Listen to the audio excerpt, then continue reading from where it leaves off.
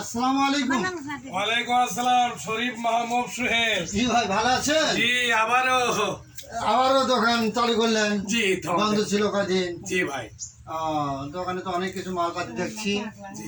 তো ও আবার কাপড় চোপড়ও দেখতে পাচ্ছি গো। হ্যাঁ, আমার প্রোডাক্ট এটা আপনার শেরপুর হাটেও পাবেন, এখানেও পাবেন। আমার তো লাল জিনিস খুব পছন্দ।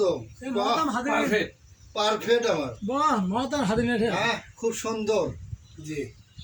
খুব ভালো লাগছে। আমার লাল গেঞ্জি, মানে কালো মানুষ তো, লাল গেঞ্জি বলে হিরো আলমের মতো কালোকে লাগে। কালো বলতে হয় না, হ্যাঁ? কালো বলতে হয়, কালোকে কালো বলতে হয়। জি জি জি, আল্লাহ তাআলা অনেক ভালো। শুকরিয়া। মোটামুটি খুব জিনিসপাতি দেখতে জি, পাচ্ছি। আমারও চালু করলাম। সবাই এলাকার লোক বলতেছে যে তুমি দোকান আবার চালু করো। ওটা মাঝখানে বন্ধ রাখছিলাম, তুই তো এর আগে ভাই তুমি যাও হয়তো। হ্যাঁ, সেটা সেটা আমি তো জানি বন্ধ ছিল। আমাদের সাকিব খান তা স্ট্যান্ডার্ড কোম্পানি এখন নিগম অফ দি খুব সাইড মোটামুটি ভালো লাগছে। এখন এই পাশ দিয়ে যাচ্ছি, হ্যাঁ, দোকান থেকে আমার খুব মনটা ভরে গেল।